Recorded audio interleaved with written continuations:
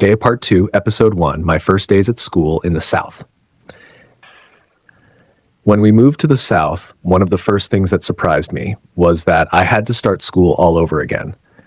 Due to paperwork issues, I couldn't enroll in the proper grade for my age, so I had to begin again, learning everything from the basics, as if I had never been to school before. The new school was nothing like what I had imagined. It was a small old building with a tin roof tucked away between wide fields and gentle hills. There was only one classroom, one teacher, and just 2 students. Including me, there were only 3 of us. Kids my age had already been transferred to other schools. The 2 remaining students were younger than me, and all 3 of us studied together in the same classroom, regardless of grade level. On my first day, I stood behind my mother, shy and unsure, staring at the faded blackboard, the worn-out desks, and the old textbooks stacked neatly on a shelf. The teacher welcomed me with a warm smile. Her voice was calm and gentle. It helped ease the nervous beating of my heart. The classroom was silent.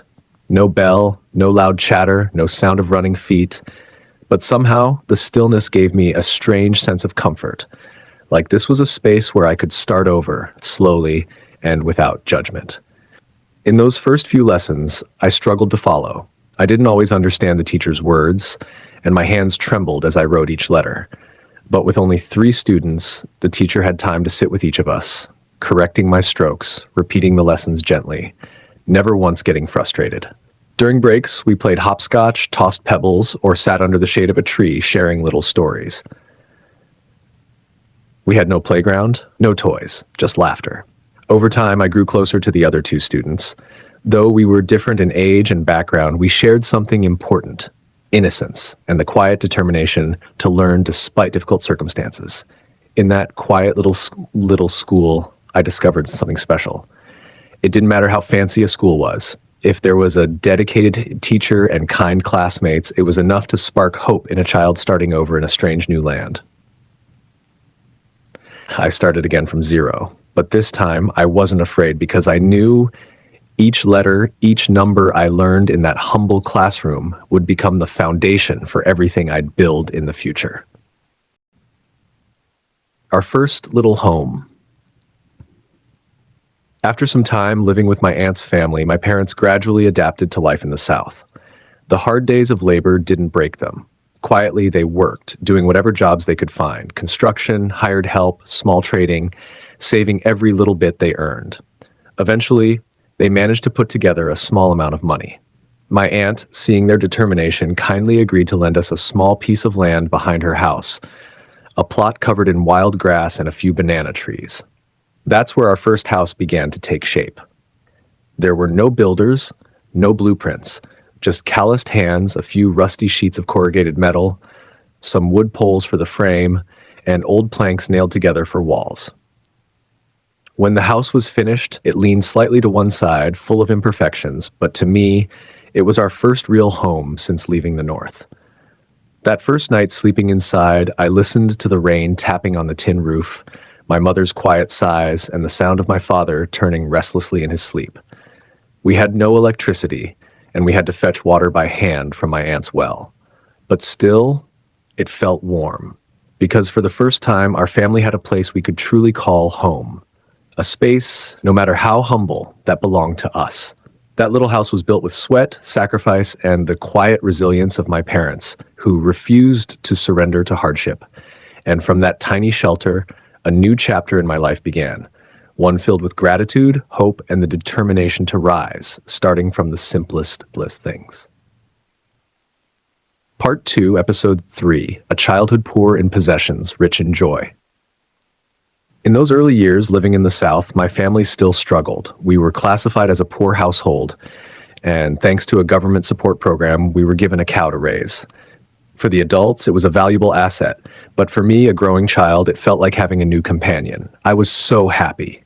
With that cow came new responsibilities and the perfect excuse to play all afternoon long. Every morning, I still went to school. After a quick lunch at noon, I would grab the rope and lead the cow out to the fields. The other kids in the village were just like me. Some herded buffaloes, others looked after ducks or cows. Together, we wandered along the edge of rice fields and small streams, searching for green patches of grass. But truth be told, grazing the cow was just an excuse. What we really wanted was to play. We jumped into ponds to catch fish with our bare hands, split into teams to play tag or hide and seek, made jump ropes from rice stalks, and even held contests to see who could climb trees the fastest. One time, I let the cow wander into someone's rice field and got scolded badly. But that didn't stop me, because those late afternoons in the field were an entire universe of adventure and laughter. I often came home with mud-streaked clothes and scratches on my arms and legs. My mother would scold me, but secretly I'd smile to myself because deep inside I was still full of joy. I had no toys, no television, no phone, but I had friends. I had the open sky, rice fields, my very own cow, and countless afternoons that would never return. Yes, I was poor in many ways, but I was rich, rich in memories, rich in laughter, and rich in a childhood lived close to the earth and surrounded by quiet love. Part 2, Episode 4, When the Family Fell Apart. I once thought my childhood would be just like any other child's, growing up with both parents, getting through poverty together, but always with love. But life had a different plan for me. When I was 5 years old, a day that started like any other became a day I would never forget. That afternoon, I came home from school, had lunch, and was playing with my sister when I heard loud arguing inside the house. My father and mother were shouting, something I had never witnessed before. His voice was sharp, angry. My mother's voice was shaky, filled with pain. My sister held my hand tightly. We didn't dare go inside. Not long after that, my father packed his belongings and left.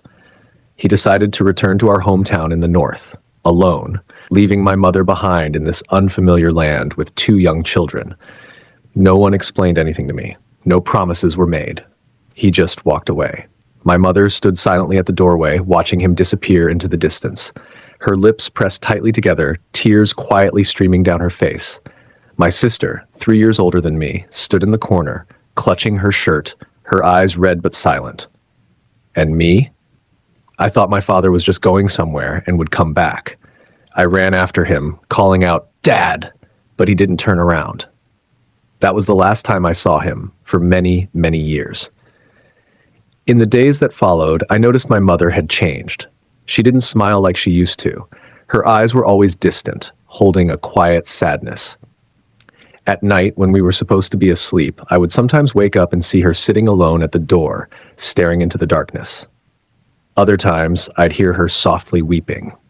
My sister and I were far too young to understand her pain. We couldn't say anything comforting. All we could do was run to her and hold her tightly whenever she cried. I would wrap my arms around her, look up at her tired face, and wish, without even knowing what I was wishing for, that she wouldn't have to suffer anymore. Those tiny arms, those innocent hugs, were the only things we had to offer. From that moment on, our home was just the 3 of us. But even as a child, I began to understand something.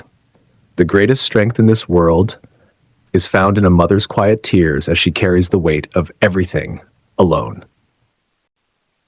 Part 2, Episode 5, The Day's Mother Became Father. Ever since the day my father left, my mother was no longer just the woman tending the fire and raising her children. She became everything, both mother and father, in a tiny makeshift shelter in a land still unfamiliar to us. Every morning, before the sun rose, she was already up, lighting the fire, preparing simple meals for my sister and me. Then she would rush off to work, taking on any job she could find, weeding fields, hauling goods, washing clothes for others. Sometimes she left before we were awake and didn't return until the stars were already out. My sister and I would wait by the door, our eyes fixed on the path, just hoping to see her worn figure appear again. And when she came back, drenched in sweat and dust, carrying heavy bundles of firewood or vegetables on her back, my heart would ache. Though I was still small, I somehow understood she was carrying the weight of our entire world. There was one time her foot was injured and swollen. She limped badly, but still insisted on going to the fields. I asked, "Mom, why don't you rest today?" She smiled softly and said, "If I don't work, how will I feed you?" Our meals were simple, just plain rice and boiled vegetables, out with a small bowl of fish sauce, but she always gave us the best parts. At night, she sat sewing under the flickering oil lamp while we pretend to sleep. Sometimes I heard her sigh deeply, quietly. When the rainy season came and our tin roof leaked, the three of us would huddle into a dry corner together. Despite everything, she never once complained. Our home was just old planks and rusty metal sheets barely holding together. But to me, it was our entire universe, filled with warmth, held up by love, held together by her strength. Yet, deep inside, there was a silent void. Even now, I still don't know why my father left. A man I once looked up to with pride, who used to carry me on his shoulders, who taught me to say "Dad," vanished after that day. Slowly, that image faded from my memory, like a candle quietly blown out. I stopped asking questions, and eventually, I forgot what he looked like. But I will never forget the woman who stayed, the one who turned her pain into strength, who never let go of my hand, even when the world felt too heavy. It was in those early years that something awakened in me, a silent vow. One day, I would become strong enough to protect her. One day, she wouldn't have to carry it all alone.